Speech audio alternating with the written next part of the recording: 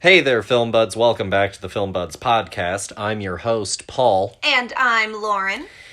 And it's back to school month. A whole bunch of my coworkers' children have been going back to school this week. I guess I could say the same in theory if I knew if any of my coworkers had children. I'm thinking no. If you don't know, then the answer is probably no. Well, I mean, a lot of them are like remote, so that's who knows? Also true. But it's back to school month, and all month long we've been talking about high school characters, right? The people that make up not just high schools, but schools in general. And we've covered teachers. Mm-hmm. We've covered jocks and cheerleaders in last week's episode. Yes, we did. But there are all sorts of kinds, you know? It takes all kinds, as the saying goes. Mm-hmm. And so this week we decided that we were going to go and look at the Weirdos and the Outcasts. And so we're looking at all of those poor, sad souls. Some, sit here as hosts. I was definitely an awkward middle schooler for a time. Whoa. Some sit here as hosts. Honey, we were friends in high school. So, I think that this category speaks for the both of us. But, it's very true and has always been true to some degree, right? That the moment that you have children in a setting together, some sort of homogenous herd identity appears, and so outliers become objects of interest, positive and negative. I love it. And so then from that we get, lonely kids. Mm-hmm. And sometimes they band together into, a little group of sort of misfit toys.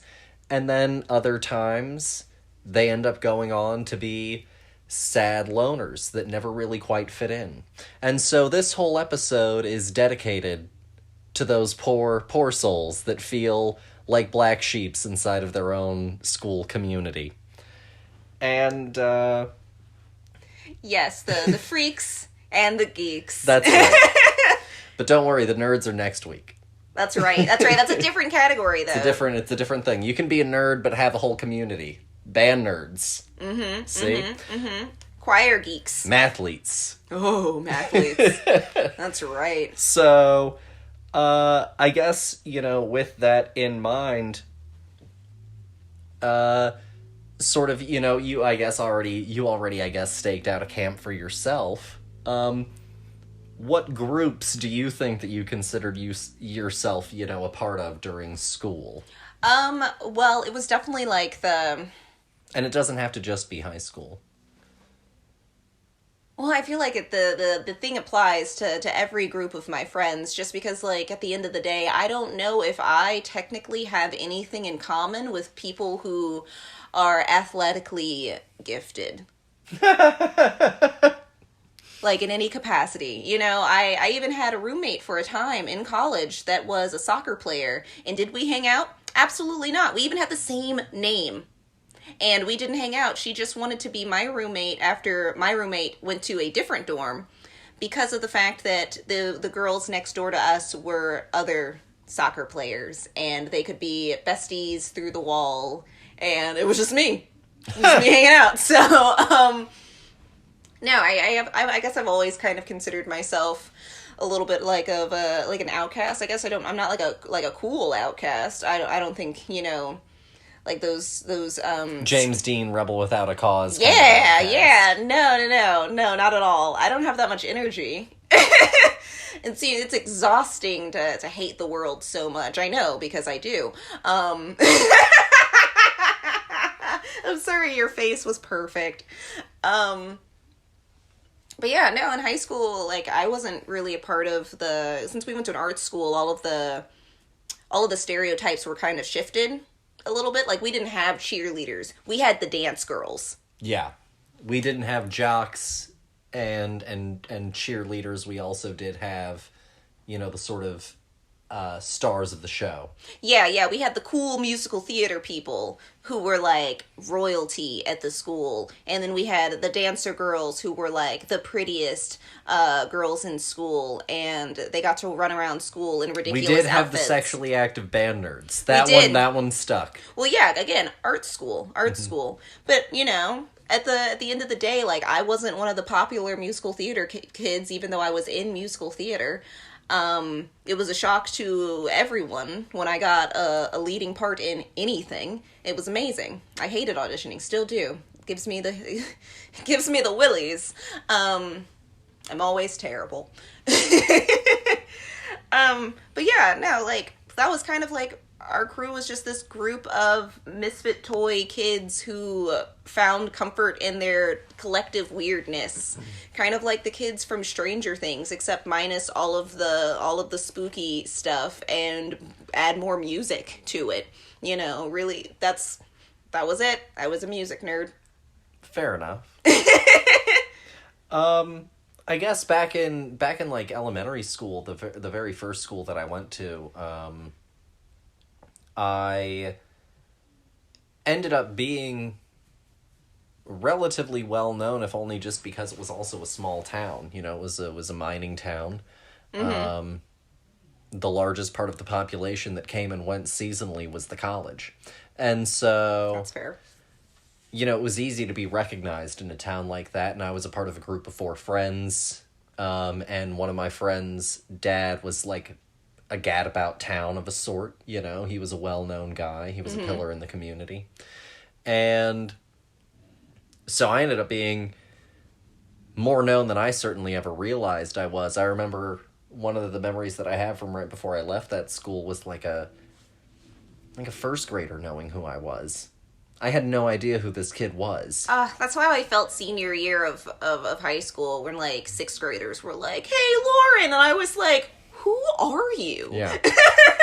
And then my next school, I definitely shifted into being more of an odd man out because, you know, I came to it in the middle of the year. I was definitely not really a part of, like, the McKinney, you know, it was a suburb of Dallas, a very wealthy suburb of Dallas. And so I didn't necessarily start to fit in again until I played football. Mm-hmm. But then I left right after that. And so then I sort of started all over again in middle school, and again, like, I spent 7th and 8th grade sort of as, like, odd man out, until I realized I could make people laugh. I got into theater classes at my school, and, you know, they were not great public school standard issue theater classes, but I realized that I could make people laugh. And that definitely had like a little bit of a shift in fortune by 8th grade. And then I started all over again by coming to Northwest, where, you know, I didn't know anybody. And then by that point, I think that I spent my first year as like a little bit of an odd man out. And then sophomore on, I would say that I was a little bit of a chameleon. I think I sort of floated. So, well, the thing is, in high school, you know, you could fit in with a lot of groups because, like, you were in the neighborhood with all of, like, the wealthier kids. So, like, you had them to be like, oh, we're equals. And then you could also just, like, bum it with the losers as well, you know. Like, you were pretty much all around. Which is funny, though, because, like, I remember one time Mom being like, "Oh, Lauren, you're so popular. Everybody knows you." And I was like, "Mother, there's a difference between being popular and being known. Being known." Yeah. I was like, yeah, people know me. It's because I've gone here for years, you know. There's a finite amount of us. Of course they know me. Yeah. And you came up with a whole slew of them. Yeah, exactly. These are the people that I've hung out with for the past, like, 6 years. Like, of course I know these people. They know me, you know. But, like, you really broke through all of that in, like, no time flat. I very liquid, I guess, in any sort of given situation by the time that I hit a certain point in high school. Well, I think that, you know, also your upbringing has a lot to do with that, you know. Your dad can talk to a rock and it'll talk back to him, so, like... There's literally only ever been one time as far as I'm aware in recorded history, that my father's personability got, like, active blowback. Oh, it was the person in line. It was the person in line. Ah! And that person was a New Yorker. Well, yeah. No, his southern sensibility was not going to rub well on any New Yorker. No, especially like a born and bred who was like fresh to the area and had probably never really experienced anyone as like proper old school, I'm gonna southern talk at you. No. They were unprepared for it and offended. Yeah. I guess with that sort of out of the way, we can go ahead and jump on into the meat of our episode, which is, of course, the films themselves. And as the title has already given away, we're going to be talking about Carrie and Dazed and Confused, kind of two very extremified ideas of what a loner outcast sort of figure is in a school. And so we'll go ahead and we'll jump on in, beginning with Carrie. We, of course, always go chronologically. Carrie is, of course, based on a book by Stephen King. It's actually his first fully published novel. He had been published before. He had written several shorts. He had been a part of a school newspaper when he was in college. But he had never written a novel. And he had this idea about a girl who got psychic powers in her teenage years, and this lonely sort of sad girl, and he was actually very inspired by girls that he knew from school, one of whom ended up never having a happy life, is sort of the implication. Happy or long, unfortunately.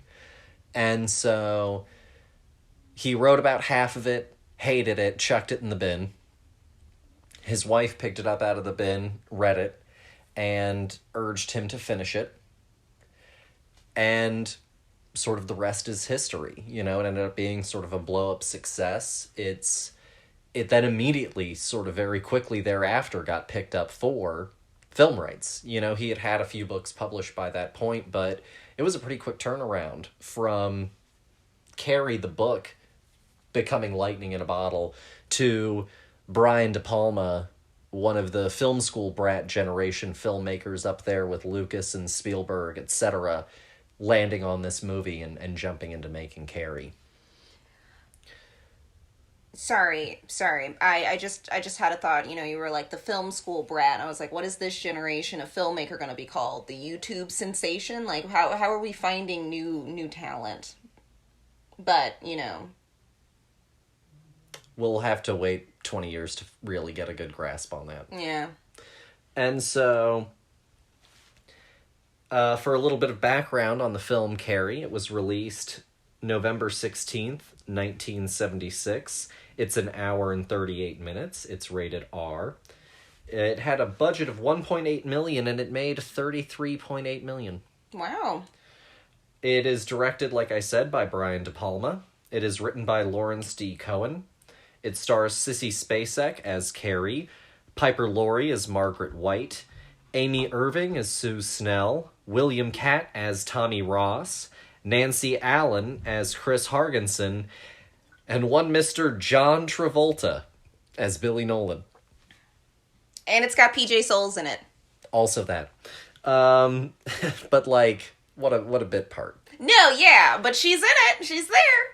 The plot is Carrie White, a shy, friendless teenage girl who is sheltered by her domineering religious mother, unleashes her telekinetic powers after being humiliated by her classmates at her senior prom. I mean, it's really the whole movie right there in one paragraph. No, honestly, and the whole book. Yeah. Pretty much. We did it. Let's get out of here. Let's rate it. So go ahead and take it away, dear. What are your thoughts on Carrie? You and I, of course, have read the book together. Yes. That's actually where I was going to begin this whole mind process of me thinking out loud. It was great because this is the first time, really, truly, that I've ever read a book and then watched the movie version of it since Harry Potter. Especially in, like, close proximity. No, yeah, because I was reading them to watch the movies, you know, very, like, let's do this kind of thing. So, yeah, no, this was great. I thought that they did a really good job staying pretty close to the book, you know, very respectful. Honestly, like, verbatim, they were like, we are copying and pasting, like, a good 75% of this book, other than the parts that are, you know, Sue's journey, like, from the future, talking about this event in hindsight. We miss all of that, which is such a bummer, because that stuff is so interesting. But, you know, a movie's gonna movie. And I think that they really get to the heart of the things that are very centered around Carrie in the book. And I think that they do that very successfully. I think that Sissy Spacek does a great job. Is she who I would have cast as Carrie? Probably not. Because at the end of the day, she's so pretty. Well, you know, it's interesting that you say that, because I feel that very much so about Chloe Grace Moretz. I feel that even more so about Chloe Grace Moretz. Well, yeah, I think that that's completely fair as well. I mean, I've never seen the remake before, so... But they don't do enough to make Chloe Grace Moretz not visually the cheerleader type. No, I completely agree with that. Like, I've seen, you know, the commercials and things for it, but I've just never gotten to sit down and do the do. I guess this was also a good point to bring up. You know, you haven't seen the other version. Yeah, no. Okay. I have seen both versions and read the book. Okay, so you've got a... very well versed currently in Carriedom. Well, you know, you're always one step ahead of me when it comes to the media landscape. So, but no, I thought that this movie was really interesting. I thought that for it being from 1976, like, I didn't think that ever hindered it at all. I thought that they did a lot of the telekinesis stuff really well. I thought that worked. But yeah, no, I think that Sissy is just really pretty. I think that she succeeds in the aspect of Carrie not fitting in because of her religious background. Yeah, she convincingly knows how to be uncomfortable, because even though, you know, Sissy Spacek is not a bad-looking woman, she is also not a conventional beauty. No, I think that that's fair. And I think that they, like, really, she can find a way to mouse up a lot. Yeah. And so I think that she really does pull all of that out. Yeah. Very, very well. No, for sure. It's hilarious watching John Travolta in this movie. He's not at all the character that we read in that book, and it's great. I think that they really, like, the character's name is Tommy? Billy. That's another... Billy Nolan. Yes. Billy Nolan was a scumbag in the book. Yeah, a true unlikable on every level, but you almost can't make John Travolta... He can't do it. He can't, not really. And he can't go as dark as... And the movie was also never going to go as dark. You know, I think that's the other thing.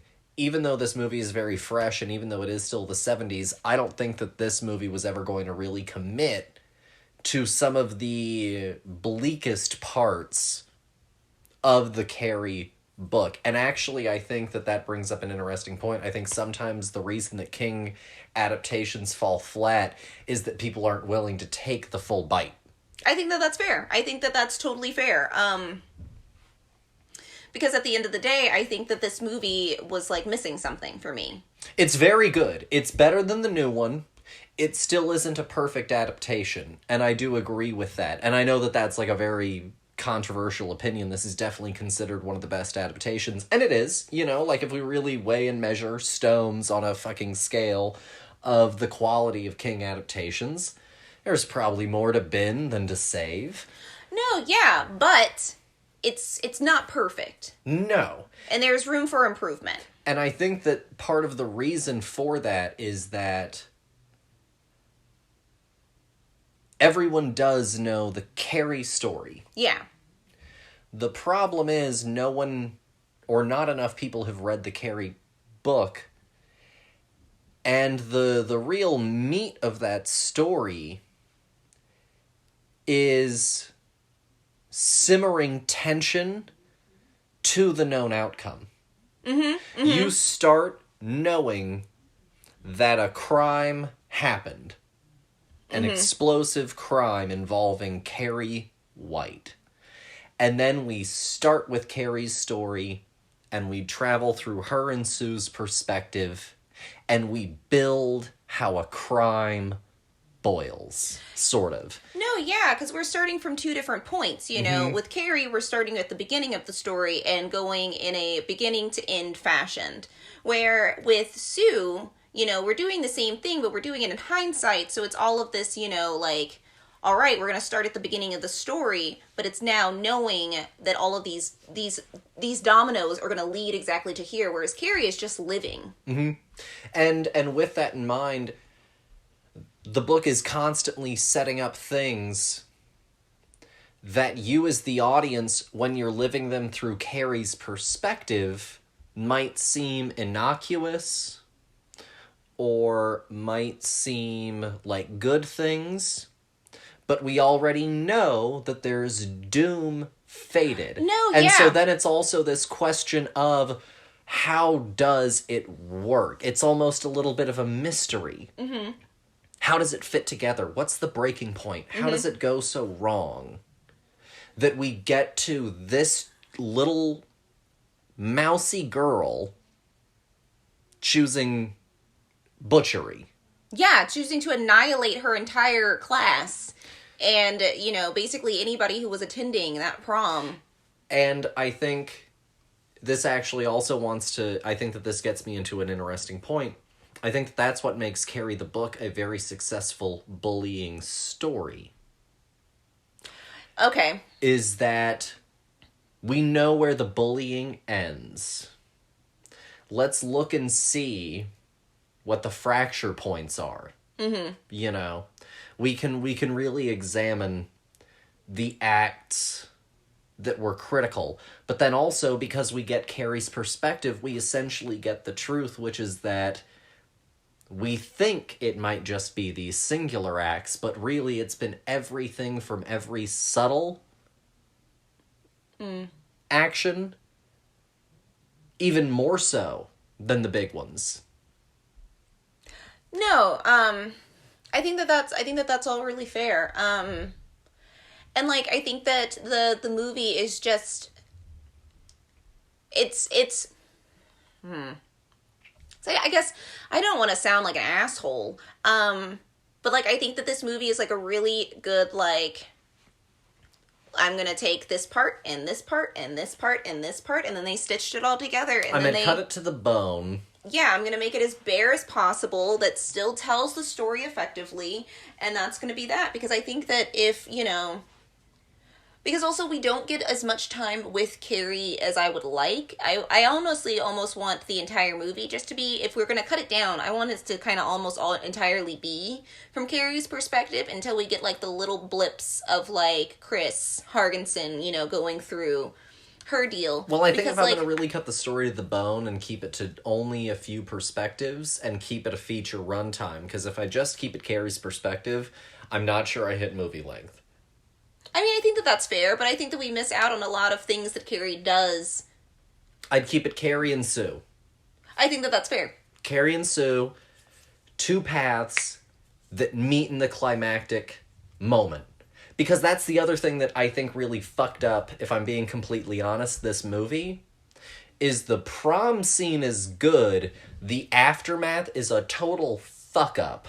No, yeah, because she goes on a whole rampage. She destroys the entire town. People are talking about this all over. Well, and like she kills those two people and she's done. She goes home. She meets her mom.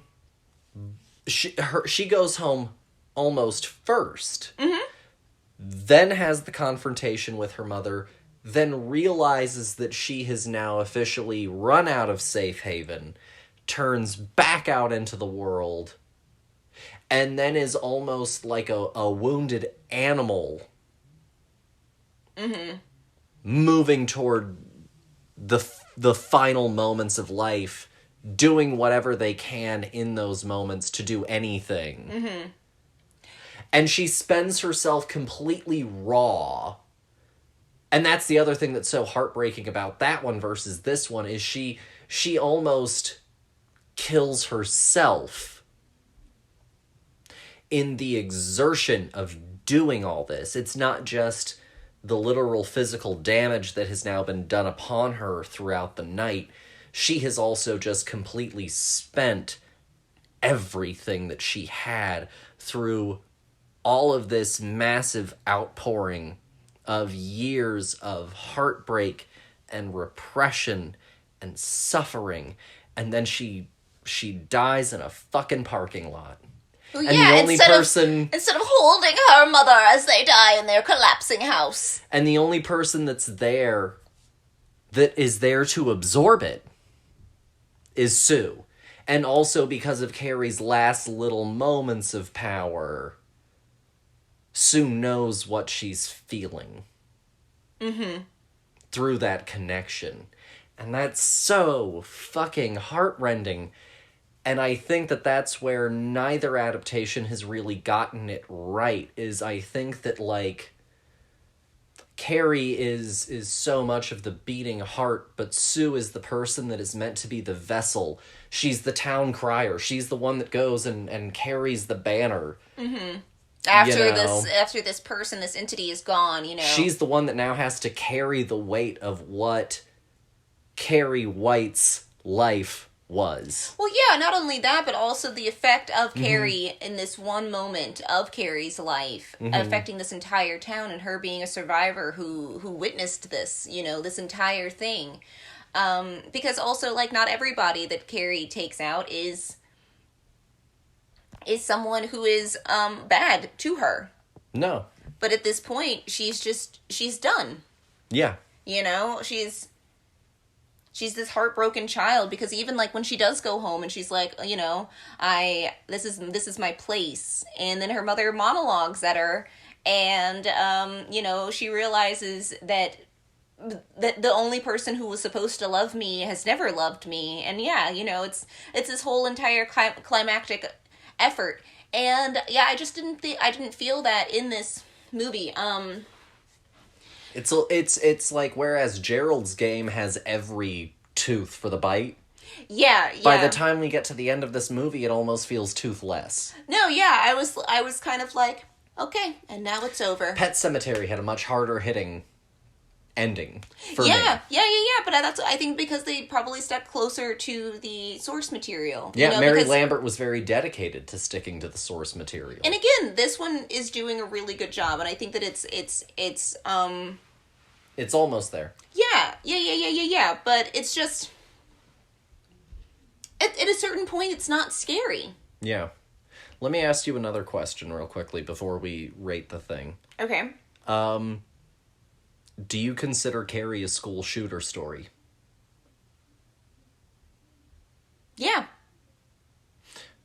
How do you think, and why do you think King was able to predict school shooters almost so far in advance?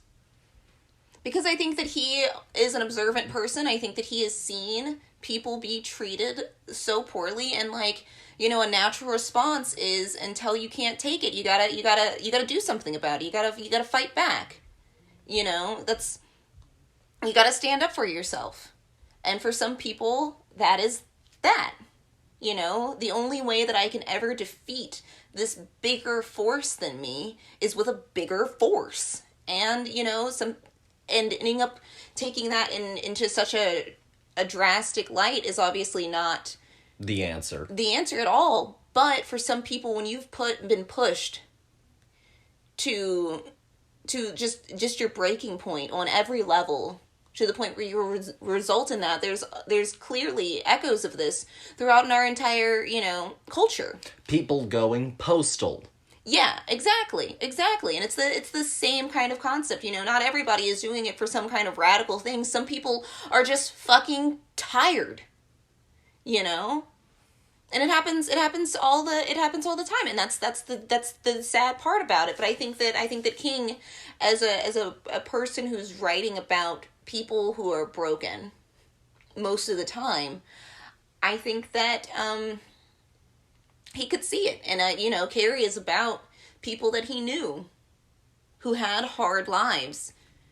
And I think that the fact that he is able to capture this in such an honest way and put it into into like a magical realism landscape of, you know, sure, she didn't go in there with a gun, but she literally, you know, develops her powers in a moment of trauma. Mm-hmm.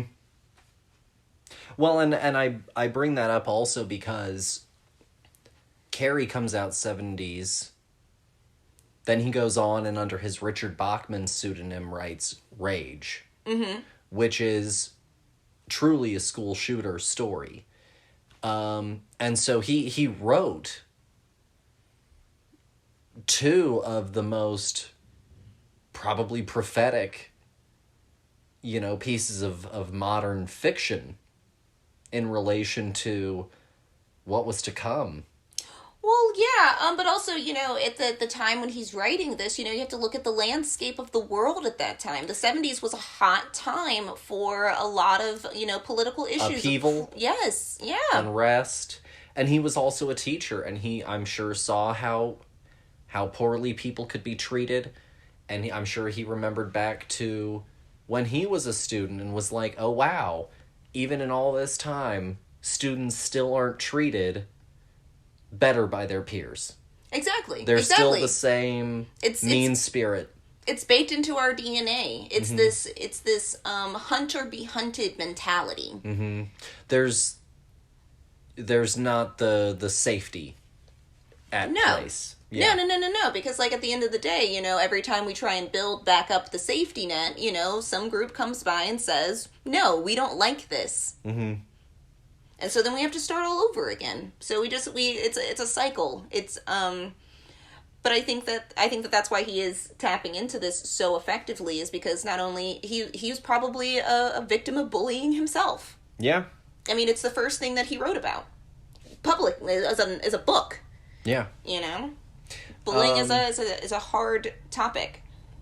By the way, random aside, if anyone out there, as a Film Buds listener, has a copy of Rage in any capacity and would like to share, I'd love to fucking read that thing.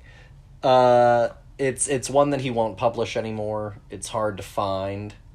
No, yeah. And so there's some like misprint ones that we saw. We could have gotten them. There were ones where it was like, instead of it being like Richard Bachman, it was like Richard Hockman or something. Like it was like I've forgotten all about those. Yes. I mean, they might still be out there in the ether. Who knows? But if you wanna gift the Film Buds a book, also that would be toit. If you want it back, I'll take it. I'll scan every single page, however long it takes me, send it back to you. But I would love to read it if anyone has a copy. Truly. Because I think that he's a very interesting guy, and I'm fascinated by the fact that he kind of called this thing so in advance. I mean, what goes around comes around, you know? Yeah. It probably... It could have been something that he was like, this could never happen. So if you had to rate Carrie out of 5, what would you give it? I think I'm going to give Carrie, oh gosh, I'm gonna murder this movie. I'm gonna give Carrie a 3. Okay, I was gonna go 3.5. Okay. I always get so nervous that our scores are gonna be so different than each other. You know? I was gonna go 3.5. Like, I think that this movie is it's fine. Yeah, it's good. Like, it's, you know, it's passable. There are moments in this movie when I was like really, really solidly like, this is a good acting moment right here. This is really fucked up. Yeah. And then there were moments when it wasted time. On a certain level, Mirror Mirror was a more effective Carrie movie. Oh, yeah, for sure. On a certain level, Mirror Mirror is a more effective Carrie movie. Mirror Mirror is a great movie. Mirror Mirror fucking slaps. Well, you know, things get influenced by other things, so I'm sure that Carrie was a huge influence for that. Yeah. That and Beetlejuice. I guess we'll now move into our second film of the discussion. See. Dazed and Confused. Perfect title. It was released September 24th, 1993. It runs an hour 43. It's rated R. It is written and directed by Richard Linklater. It stars Jason London as Pink, Joey Lawrence Adams as Simone, Wiley Wiggins as Mitch, Parker Posey as Darla, Matthew McConaughey as Wooderson, and Ben Affleck as O'Banion. The plot is the adventures of high school and junior high students on the last day of school in May 1976. I guess I'll go ahead and kick this one off. It had been a while since I had seen Dazed and Confused, and I think the last time I saw it, I didn't really have the right appreciation for it. Richard Linklater is one of my favorites. I see and feel and appreciate a lot of myself in his work. And I ultimately, really react strongly to a lot of his stuff. And this is one that I hadn't seen in a long time. And I had a great time, rediscovering it. Especially, I guess, having now lived in Austin, for a little bit of time. And I have this very soft spot for sort of, Texas history and Texas lore. And I really enjoyed this movie a lot. It was a real wild fucking ride, because I had forgotten a lot about this movie, honestly. But I really enjoyed it, and I think that what Richard Linklater does incredibly well, we reviewed one of his films earlier this month with School of Rock. Mm-hmm. And I think that one thing that he has managed to do so well is keep in touch with this child voice that always rings true and authentic in every movie that he does that has children in it. I think that it's very honest and authentic in School of Rock. I think it's very honest and authentic in Boyhood, and I think it's very honest and authentic here. And even though it's in no way like a childhood lifestyle that I recognize, in certain aspects, I also still understand the emotional beats of this movie, and I found it really, really enjoyable, really, really funny, and deservedly quotable. It's not perfect, but I enjoyed it a lot. What are your thoughts on it? Likewise, I had not seen this movie in quite some time. I honestly couldn't tell you the last time I saw this movie. I'm not quite sure myself. And again, I found this watch through to be far more enjoyable than the last time I watched this movie. Like, I think I kind of had like a mid opinion about it for the last time I watched it. I haven't gone back to it in ages. But this was such a fun time. And I can't believe that I had forgotten so much of this movie. It was like watching it for the first time again, honestly, except for like a few scenes here and there. And it is kind of the slice of life of a whole lot of people. We've got our groups. We've got our groups. We've got the jock kids. We've got the freshman boys. And we've got these, like, sophomores that are just, like, hanging out in the middle, and it's the story of all of these different types of people at different points in their lives colliding in this one event, this one celebration of youth that they go through every year, of this weird, horrifying hazing routine that ends up turning into a drunken beer fest in the woods. Like, that's... to each their own. That's not how I want to live my life. I do not want to be hazed ever. That sounds awful. and should be banned. But I do think that this movie is very honest in its portrayal of this. Like, I don't doubt for a second that these people are real at all. You know, even the most extreme personalities of the characters that we meet, I never once go, that's not a real person. No, they're all painfully real. And what's so interesting is also Dazed and Confused as a movie hits on a lot of similar ideas that other movies that we've talked about this month hit on. Feeling out of place is something that's in this episode, but also to a certain extent in Dead Poets Society. Yeah. This transition phase of your life. This ridiculous notion of your peak years being in your youth, and this hyper obsessive culture focused around Friday Night Lights and your obligation to the football team. You know, like, I think that it's so interesting that this movie had, like, an encapsulation of a lot of different ideas, but I think that's because this movie, it doesn't hammer everyone home to the nth degree, but I think that this movie does, because of its slice of life nature, touch on so much. No, yeah, it's using each of these characters as a pillar for a different theme that is all connected to this growing up. You know, the idea of who am I going to be? What do I want to do?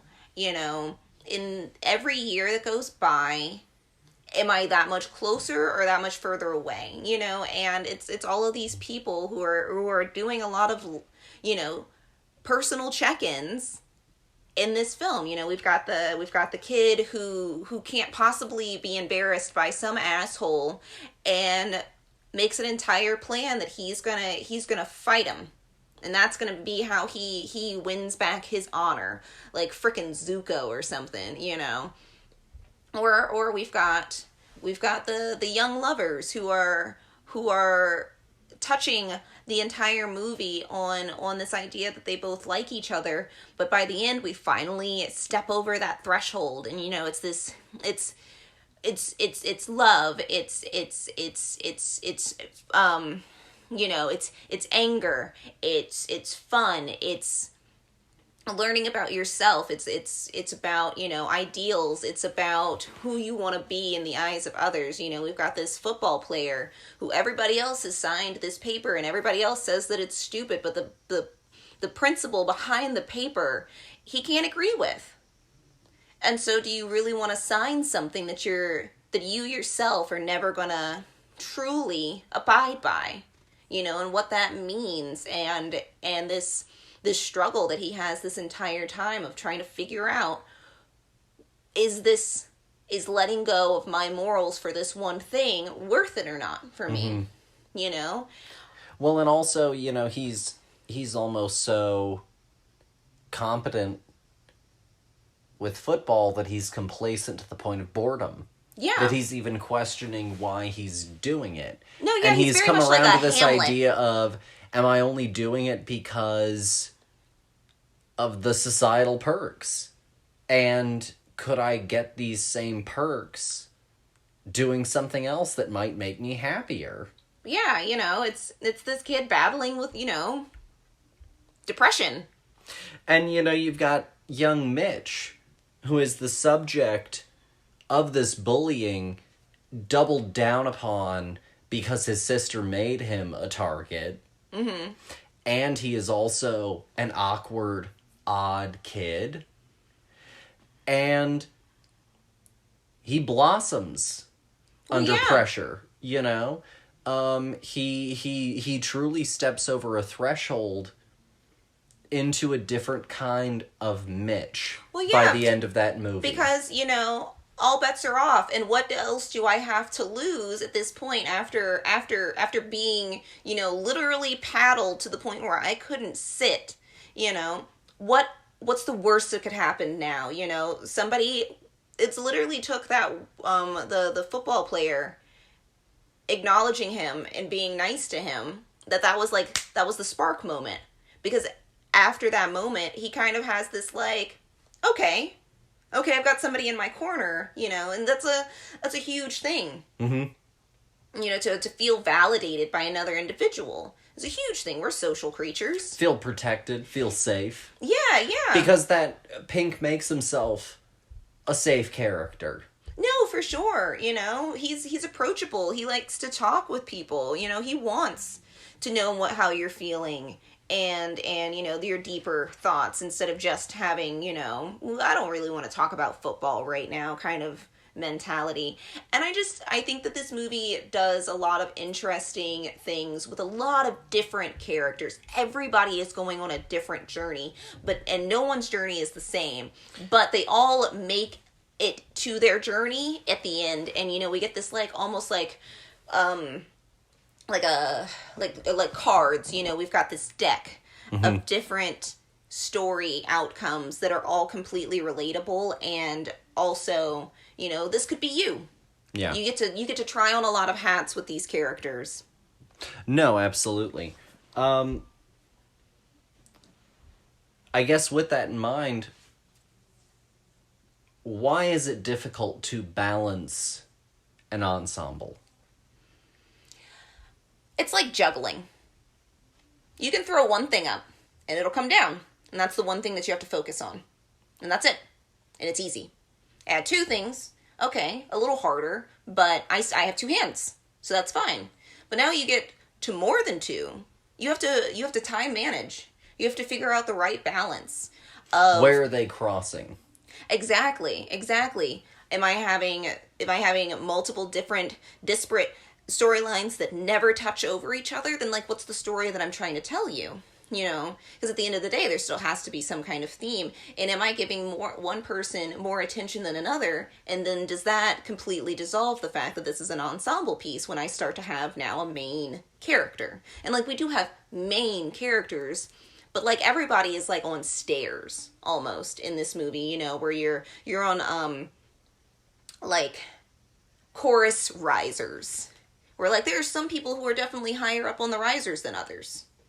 But that doesn't mean that anybody is less important. Honestly, I think that if I was going to boil it down to who do I think our two mains are, it's Pink and Mitch. Yeah.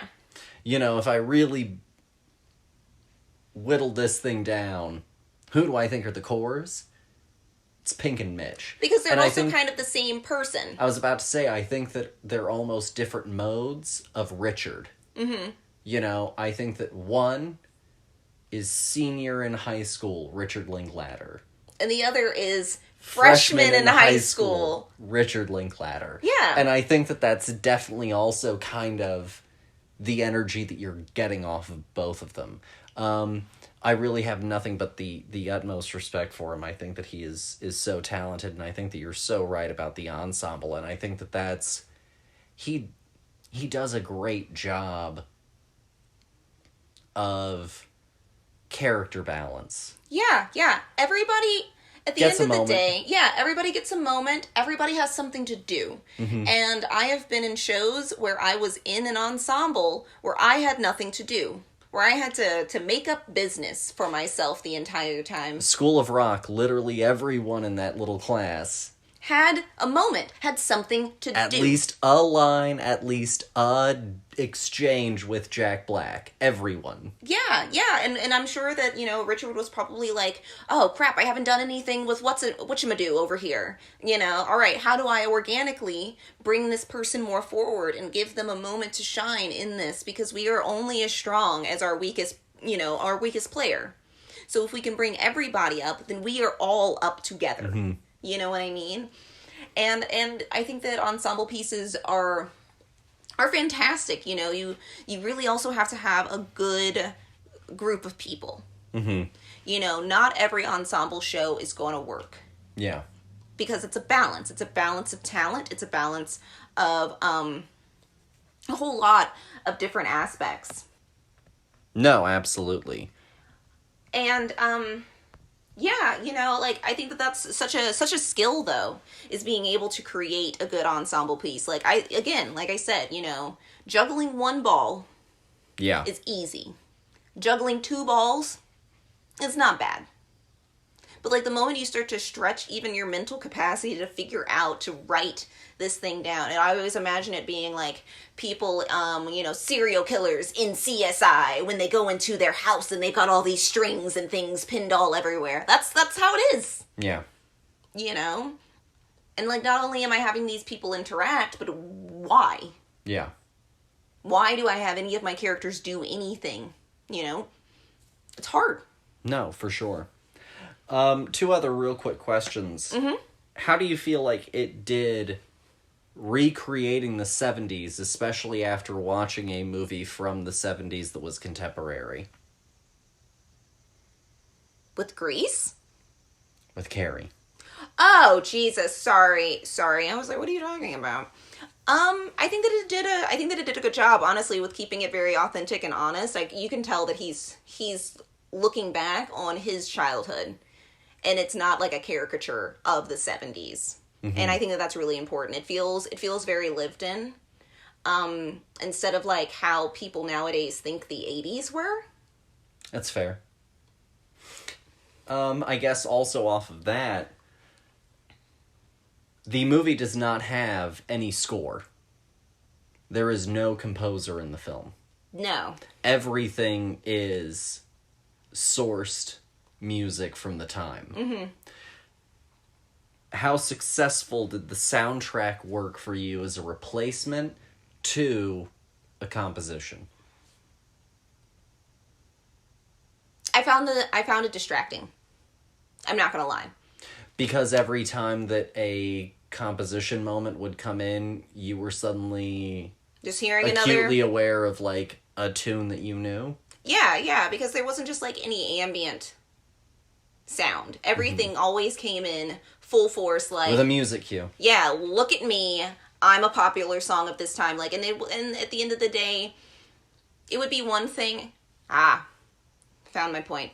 Is one thing to have popular music in your movie, but it has to fit. It has to mean something. It has to be commenting on a moment. It has to feel organic to the themes of the thing that I'm watching. Just having music just playing is like having the radio on in the car. Like, it's not affected by anything that's happening in the car. And you may be affected by the things that are happening on the radio, but what if now the radio is just the audience getting to, like, hear it and you don't get to either? So, like, for me, it just, I could have not had every top hit of the 1970s played at me, almost like keys dangling in front of a baby. You're like, oh, look at it. We've got Snow Ride, in this thing. Take it easy. And they're like, look at it right there. You love this song. And it's just like, yeah, but these characters are so much more interesting right now. Like, can you quiet down? No, I think that that's totally fair. So if you had to rate Dazed and Confused out of 5, what would you give it? I mean, I'm still going to give Dazed and Confused a 5. I think that, like, it really won me over this time around. Like, there's a lot of things happening in this movie that, even though I did not obviously grow up in the 70s, there were a lot of things that, like, were touchstone things for me as well, that I could look and go, like, oh, no, I totally identify with this character in this moment. Or, like, no, this is exactly how this moment is supposed to feel. It felt real, and that's so rare. And, don't get me wrong, I love some magical realism. I love anybody who fits in their theme and just wears that theme to the end. You're like, consistency is key. But there's something about a really authentic slice of life movie that gets to have crazy things happen done well that is just, like, so inspiring, because, like, this movie could have been it could have been flat. Mm-hmm. It could have been exactly what you're expecting. It could be a bad Cheech and Chong movie. Yeah. The whole thing. No, for sure.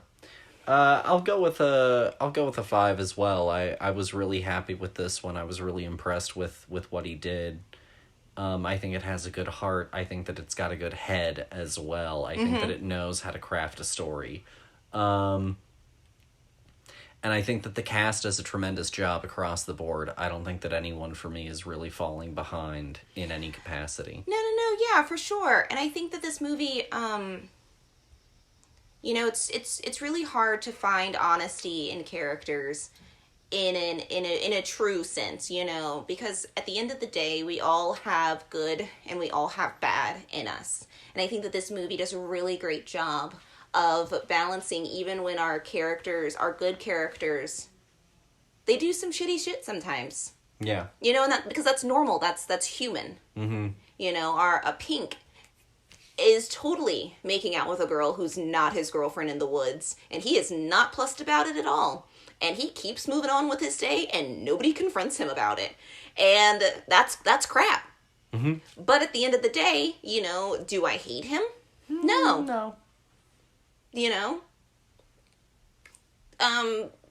Mitch leaves his friends hanging after they leave him hanging.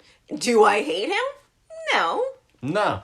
If anything, I'm mad at that one kid for helping out his friends after they leave him hanging. Oh, yeah, no. But you also see, once he shed the extra weight, where he got to transition to. Once he realized that, hey, maybe you guys suck.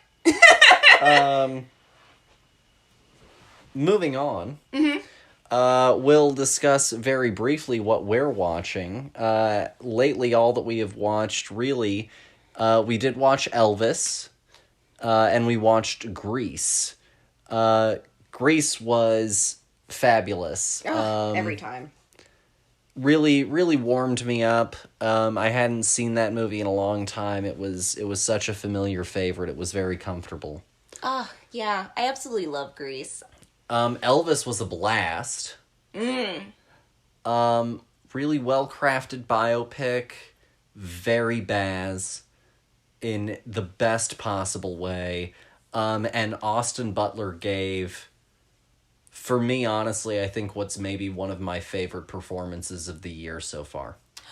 I think that that's totally fair. And I still have moments in my head of his performance that I'm replaying. No, yeah. Because he just had a magnetism. Yeah, and again, it's all based in authenticity, he wasn't trying to put on a caricature of Elvis, the Elvis that we all know. He was bringing this man to life again.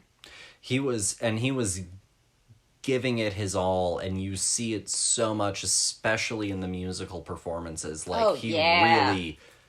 He's hypnotic at times to watch. There are times where it cuts away, and I was livid that we were no longer watching the performance. I was get fucking back to it. He does such a good job when he's doing the guitar to the beat at the end of the song, the button at the end, and it's just so good. Well, and him in the 68 special. Oh yeah, just recreating, just swinging, and doing it so great. It was truly phenomenal. Really, for sure. Really incredible work. And an example of a movie that's doing a much better job of having, pop culture songs organically woven into the thing. Just saying. Beyond that, as far as media news goes, there were only 2 things that I really wanted to bring up. 3 things. One, apparently, they are no longer interested in casting a Bond over the age of 39. Okay. Which I think is for the best. Well, yeah. I tweeted about it as well. I think that as much as everyone loves Idris, he's too fucking old. Well, yeah, but we don't have anybody else, dear. Where are all the young people at? Well, apparently they're looking for them.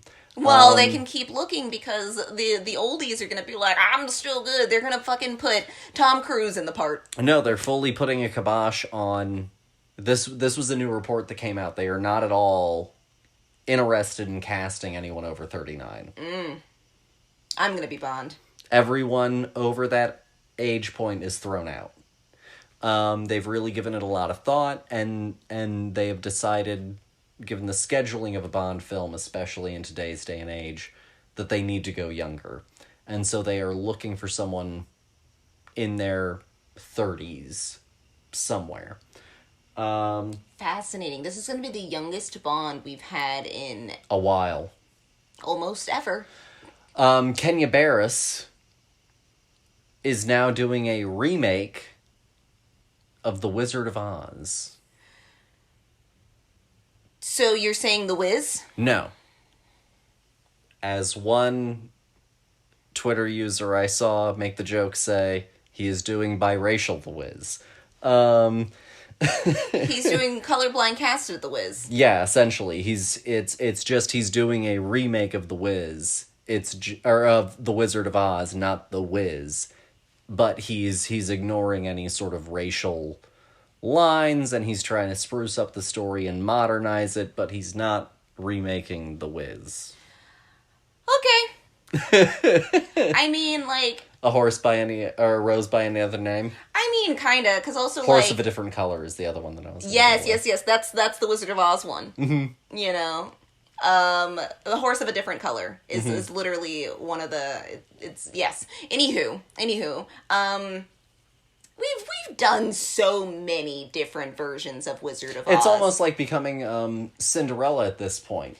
I just don't Cinderella care. And you've got Cinderella's Story, and you've got, all of these different iterations and remakes and hip adaptations. Yeah, and this character just can't just exist in itself, because also, I'm going to be completely honest with you. Other than The Wiz, what other version of The Wizard of Oz, and there are several, can I honestly name at this moment? Can you honestly name at this moment?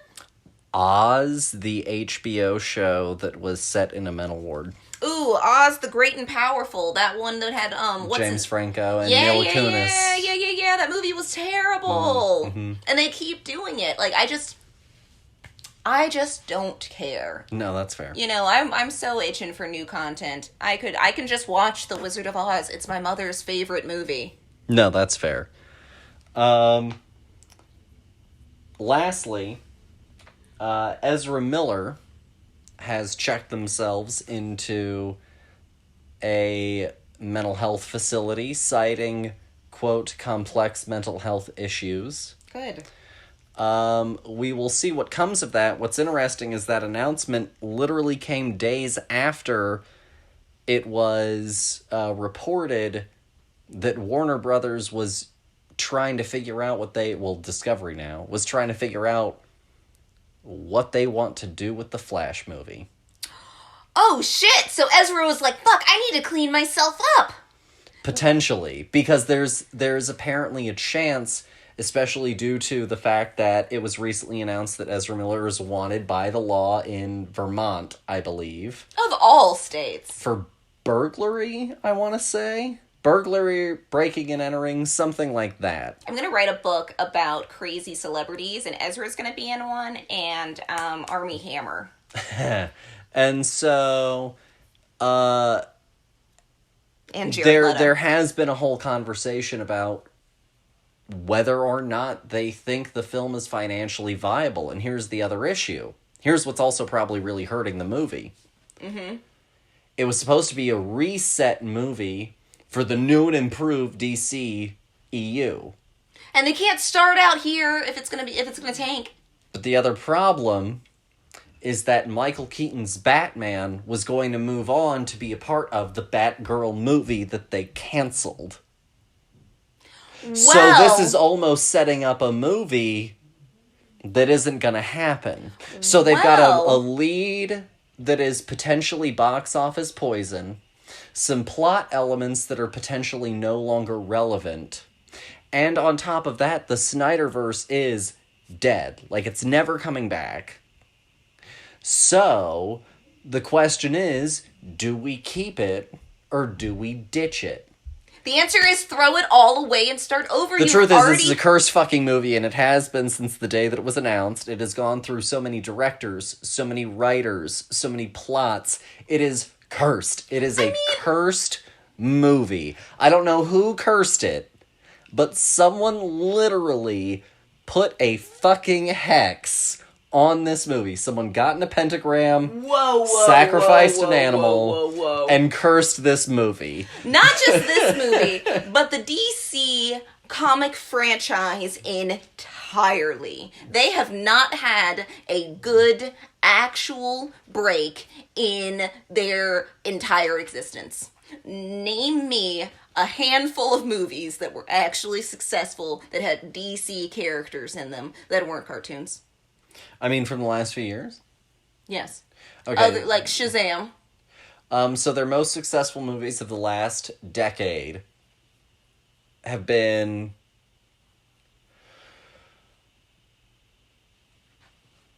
the first Wonder Woman, Yep. the Aquaman movie, No. Shazam, Yes.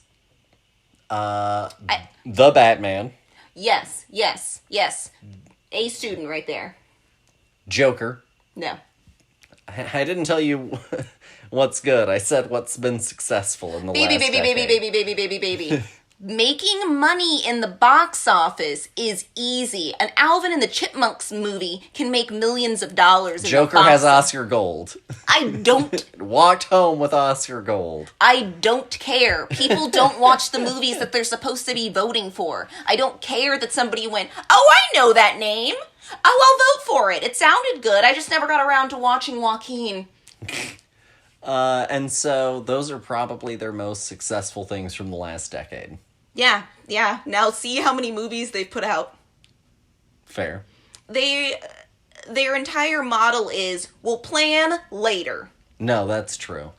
And that's where they've really fucked themselves this entire time is, we'll do it in post the production meeting. It's almost Hobbit-like. Yeah, and it's and they keep looking around and going, I don't understand why we keep failing. No, for sure. I don't understand why Marvel, who plans years in advance, is still succeeding past us, even in their most terrible few things yet. Yeah. It's because at least you had a plan. No, for sure. Terrible. But that's pretty much all the media news that we have for y'all.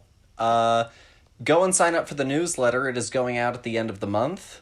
And it's going to announce some of the stuff that we're doing moving into the end of the year. If you haven't already, go and check out last week's episode. Check out all of our back to school episodes. And that's pretty much all that we have for y'all, dear. Do you have anything for the listeners? Oh gosh, no, I've said so much. Go out there and watch a movie that makes you happy, because, why not? Yeah. I guess all that I will say is, try and do something good. Yeah, there you go. Go out there and in the next week, do something good. And if you hit a moment where you hesitate and something deep inside tells you to do something, do it. Unless it's bad. I mean, obviously, but I'm talking about in the context of a moment to rise to action. Yes, sorry, I didn't mean to ruin that. If you're hitting a moment of uncertainty and something deep inside is telling you that something is the right thing to do and you're not doing it, do it. Yeah, my grandmother would always say that even if you were a pot, be the best pot that you can be. So even anybody can be their best self and, pay it forward. Yeah, so try and do something good. That's all that we have for you guys this week. We'll talk to you guys next week when we get into overachievers and nerds and close out our back to school week. Thank you guys, thank you. Thank you guys as always for listening. We'll talk to y'all later. Bye.